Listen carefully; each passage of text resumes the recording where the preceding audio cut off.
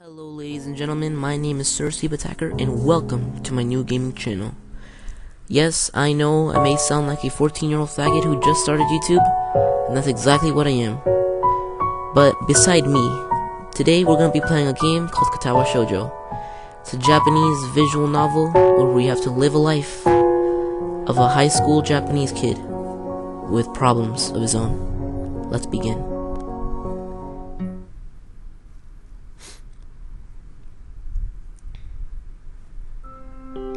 A light breeze causes the naked branches overhead to rattle like wooden wind chimes. It's a popular retreat for couples in the summer. The deciduous trees provide a beautiful green canopy, far out of sight for teachers and fellow students.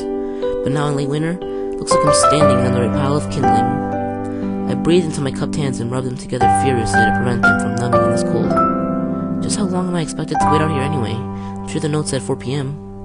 Ah yes, the note. It slipped between the pages of my math book while I wasn't looking. As far as cliches go, I'm more of a fan of the letter in the locker, but at least this way shows a little bit of initiative. As I ponder the meaning of the note, the snowfall gradually thickens. The snowflakes silently falling from the white-painted sky are the only sign of time passing in this stagnant world. Their slow descent upon the frozen forest makes it seem like time has slowed to a crawl. The rustling of dry snow underfoot startles me, interrupting the quiet mood. Someone is approaching me from behind. That's how rape starts. Hisao, you came. Hesitating, barely audible question. However, I recognize the owner of that dainty voice instantly. I feel my heart skip a beat. It's a voice I've listened to hundreds of times. The number is more than an eavesdropper to a conversation. I turn to face his voice, the voice of my dreams. My heart begins to race.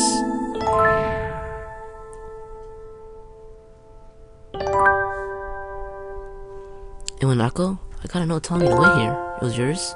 Damn it! I spent the afternoon trying to come up with a good line. That was the result. Pathetic. Yeah, dude, as us guys, we don't know how to talk to girls, so you're not the only one. Yes. I asked a friend to give you that note. So glad you got it.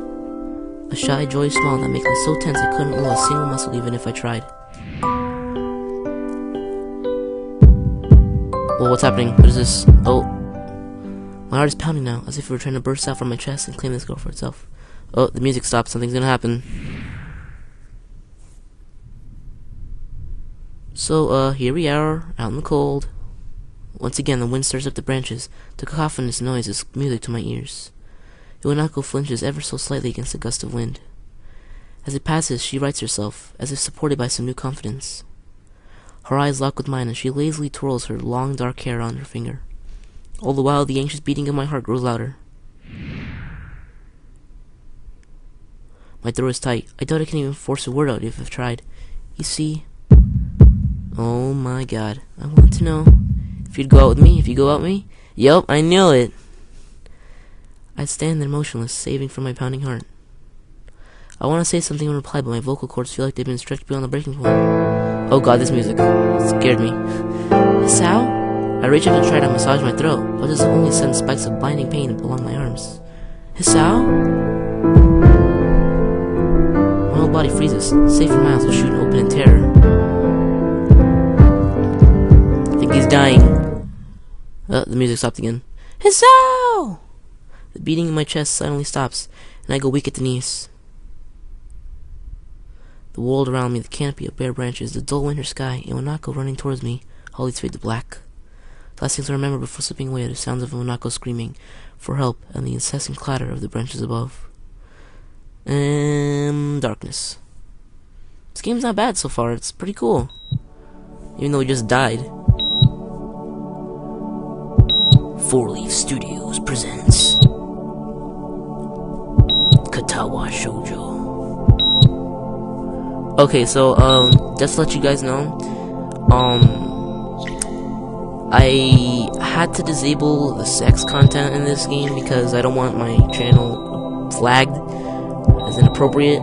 So that and the episodes will be 10 minutes long. But every 10 episodes, I will do a 30-minute special just for you guys.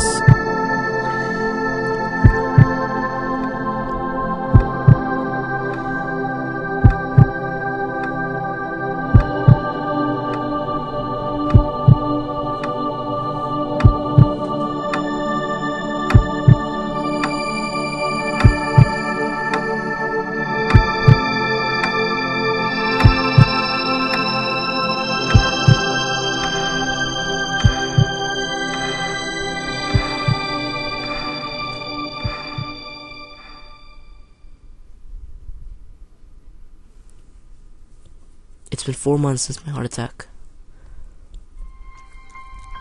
In that whole time, I can probably count the times I've left this hospital room unsupervised on one hand. 4 months is a pretty long time when you're left alone with your thoughts, so I've had plenty of time to come up to terms with my situation. Arrhythmia. A strange word, a foreign alien one that you don't want to be in the same room with. Rare condition, causes the heart to act radically and occasionally beat way too fast, can be fatal. Apparently I've had it for a long time. They said it was a miracle that I was able to go on so long without anything happening. Is that really a miracle? I guess it was supposed to make me feel better, more appreciative of my life. I really didn't do anything to cheer me up. My parents, I think, were hit harder by the news than I was. They practically had 2 hemorrhages apiece. The visuals. I had already had a full day by then to digest everything. It was all fresh. They were even willing to sell our house in order to pay for a cure. Of course, there isn't a cure, of course, every time.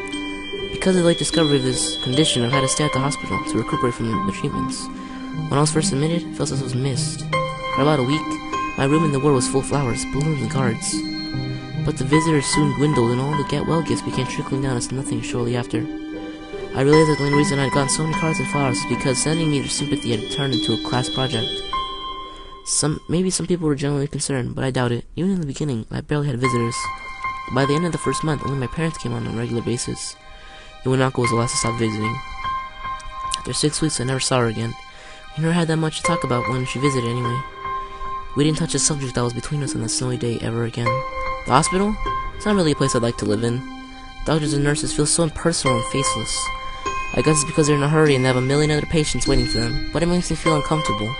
For the first month or so, I asked the head cardiologist every time I saw him for a rough estimate of when I'd be able to leave. He never answered anything in a straightforward way, but he told me to wait and see if the treatment and surgeries worked. So I idly observed the scar that these surgeries had left on my chest slowly change its appearance over time, thinking of it as some kind of an omen. I still ask the head cardiologist about leaving, but my expectations are low enough now that I'm not disappointed anymore when I don't get a reply. The way he shuffles around the answers shows that there's at least some hope. At some point I stopped watching TV. I don't know why, I just did. Maybe it was the wrong kind of escapism from my situation. I started reading instead. There's a small library at the hospital, but it was more like a storeroom for books. I began working my way through it, one small stack at a time. After consuming them, I'd go back for more. Finally, I like reading. I thought I may have been addicted. I started feeling naked with that book in my hands. But I love the stories. That was what my life was like. Days became increasingly hard to distinguish from each other, differing only by the book I was reading and the weather outside. I felt like time blurred into some kind of gooey mass I was trapped inside, instead of moving within. A week could go by without me really noticing. Sometimes I'd pause on realization that I didn't know what day of the week it was. But other times, all the things that surrounded me would be painfully crushed into my consciousness through the barrier of nonchalance I'd set up for myself. Pages of my book would start to feel sharp and burning hot, and the heaviness in my chest would become so hard to bear that I had to put the book aside and just lay down for a while, looking at the ceiling as if I was going to cry. But that happened only rarely, and I couldn't even cry. Today the doctor comes in and gives me a smile.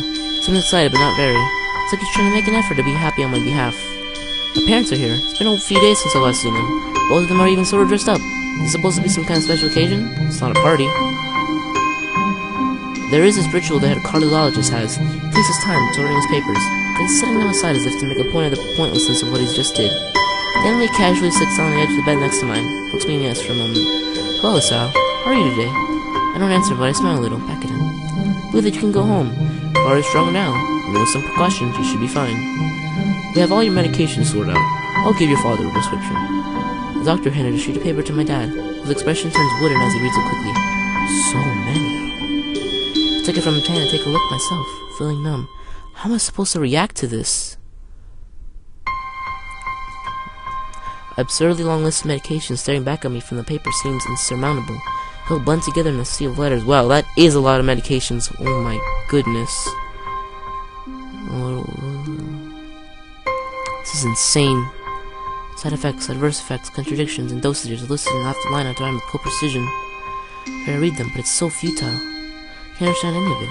The tempting only makes me feel sicker. All this time for the rest of my time.